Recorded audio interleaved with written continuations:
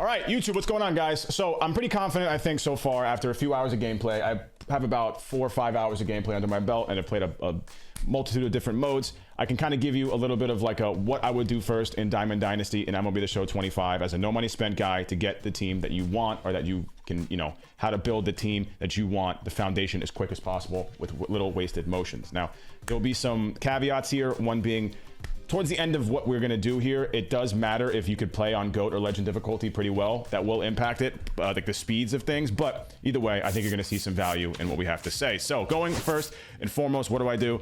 I go to programs. I did the starter program. I would do it too. It's the easiest of the bunch, and you get some really solid foundational cards. Gunnar Henderson, who's a shortstop and third baseman. Same with Ellie De La Cruz, and we love Ellie. Paul Skeens, who's a solid starter to start that, and Roger Clemens, obviously new legend, decent arm, good foundational goals, and not too much work to it. I did moments, the collection, which is just 9 commons, 3 unlockables, silver, and then a bat skin. And then I did the starter showdown for 10, and then the missions came naturally when I played Diamond Quest to get Clemens. It got me to like Skeens, I think, doing everything besides stat missions, and then I got Clemens just from playing in Diamond Quest with some of the cards that I got. Then I went into the moments from Spring Breakout and Pipeline, as well as the showdown for Spring Breakout. I haven't finished this yet, but I got a couple good cards, like Jackson Ferris, who's been a dog so far in Diamond Quest, which is nice. Obviously his pitch mix and the velo is not great, but it's all about those hits per 9, baby, against the computer. Connor Griffin is very, very solid for an 83 overall, and he plays short, left, center, and right field all pretty well with some decent pop to him. Not bad. Salas, I'm excited to get. He's got a pretty good swing. Decent. Chase Dollander is going to be a dog when I get to him, but either way, I want this card bad. And JJ Weatherholt. Do your moments. I did the showdown.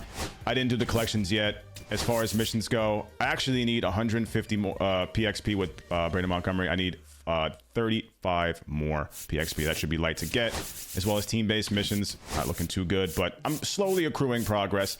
Obviously, it's going to be a little harder to get done than the starter one because of the quality of the players, and you get a ton of XP and packs along the way. Looking forward to this one right here. Yeah, so that's what I would passively do the missions there after completing moments and showdown first to get a few cards, and doing a little bit of if you have some cards to collect, maybe, but I don't know. Pipeline, same deal. I did the moments, all of them, and there is no showdown. You got to collect 6 of these if you want 30 stars. I do not have any of those. But I do have Cruise. Pipeline series collection. Yeah, no, too far. So guys, I just did the moments for this, and I believe the moments got me to Brandon Sproat or to here, and then I did a mission or two just by playing the game and got Christian Moore, who's solid. You definitely want to go after this. You get Kumar Rocker, who has a great mix and decent numbers for early game. Nicholas Kurtz, who is pretty solid. Big power guy. Good swing. Dalton Rushing, who's like a little Dalton Varsho. Feels very similar in using him.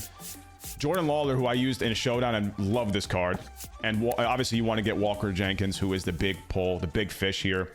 Looks like a better right fielder to me than anything else with the 65 speed and, 75 reaction. But I think that bat speaks for itself.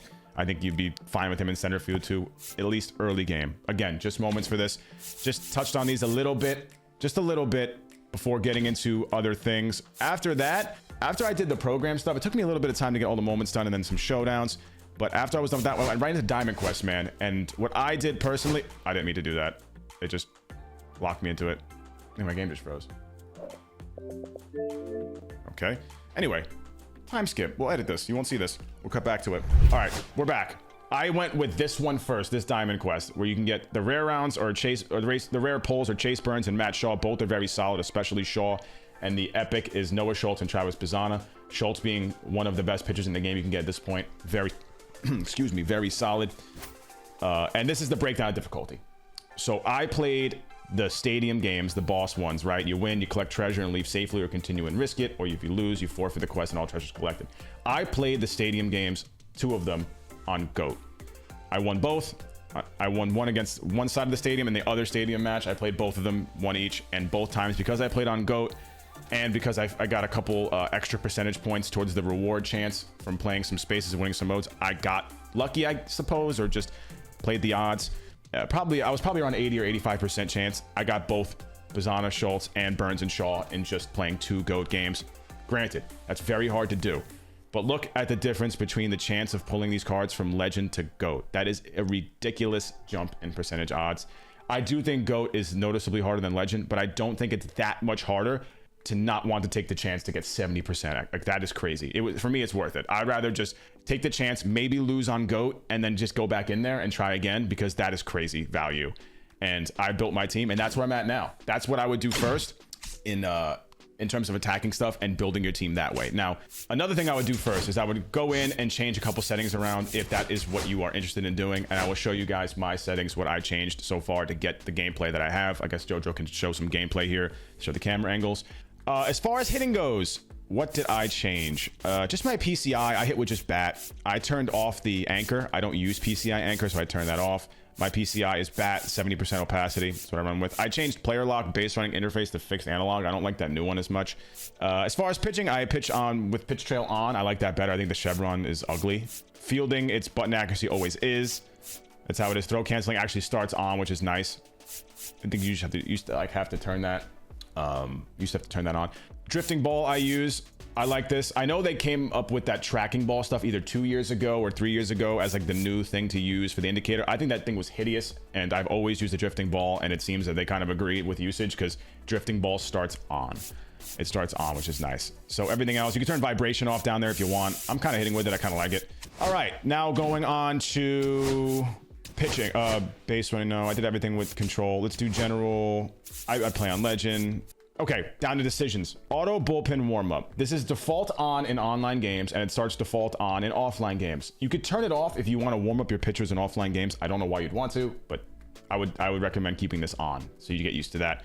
In-game pitcher warm-up. You have to go into your settings, not in a game, but outside of the game in the main menu to turn this and defensive shift off if you want to turn them off, because that's the only way it will stay that way. I don't like auto shifts. I don't need warm-ups. It's stupid. You don't need to warm up your pitcher, so why would I do an in-game warm-up? I guess maybe for immersion, but I don't have any of this stuff on. Also, I don't know if this matters or not, because I don't know if I've seen this, but wind was set to default on. It says it's turned off in online gameplay, which we know, but just in case it does impact like Diamond Quest or Conquest or whatever offline games, turn that off. You don't want wind. If it's 20 miles an hour blowing in, it ruins the game. You can't get any hits. No thanks. Turn on quick CPU pitching. Absolutely. It makes the pitchers in CPU games pitch faster. Very important. Post-game autosave, sure. Why not? Why not? Camera, I hit on strike zone. I like it. I like dynamic in-play view. Mostly affects offline. You get to see all these different types of pimp jobs and cool, cameras when you hit the ball. I like it. Pitching view, strike zone high. Fielding view high. I like to get the high angle when you're on defense, just to kind of see everything.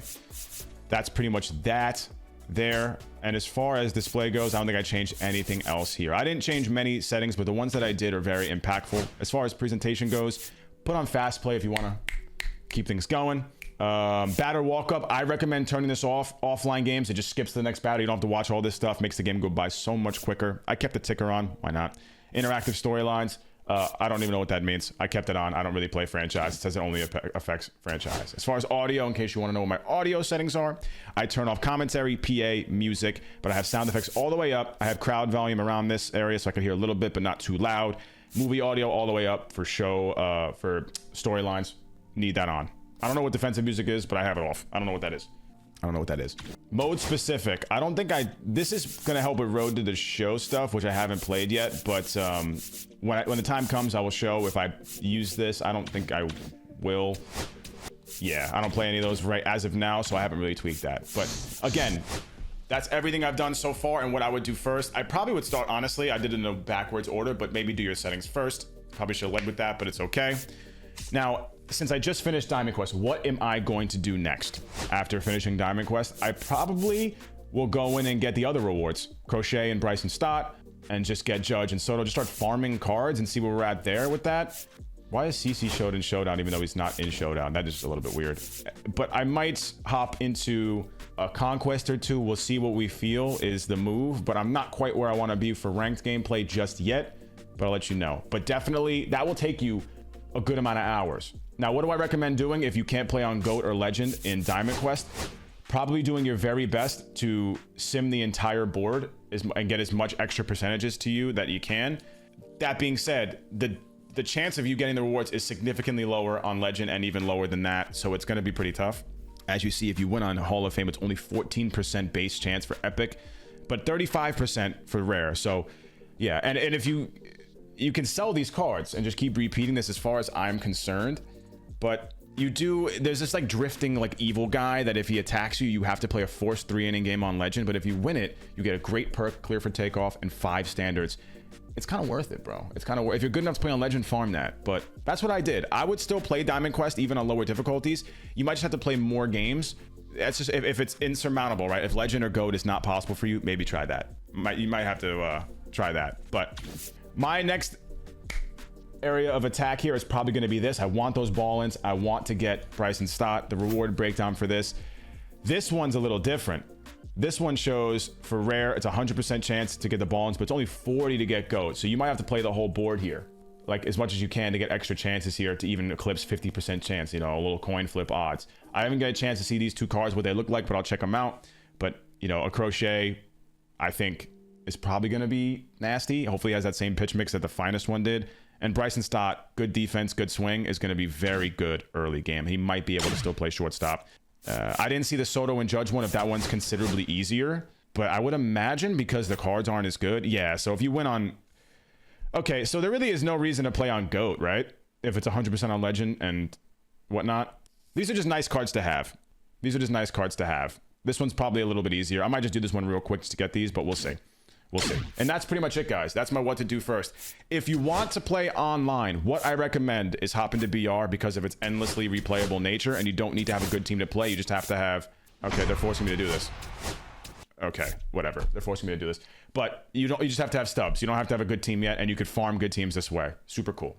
That's it for me, guys. I hope this helps. Let me know in the comments if you have any questions. I have a tips video coming out probably pretty soon because I want to focus a little bit more on how to attack the game with ambush hitting and GOAT difficulty and where those 2 intersect. I'll see you guys soon. All right, peace.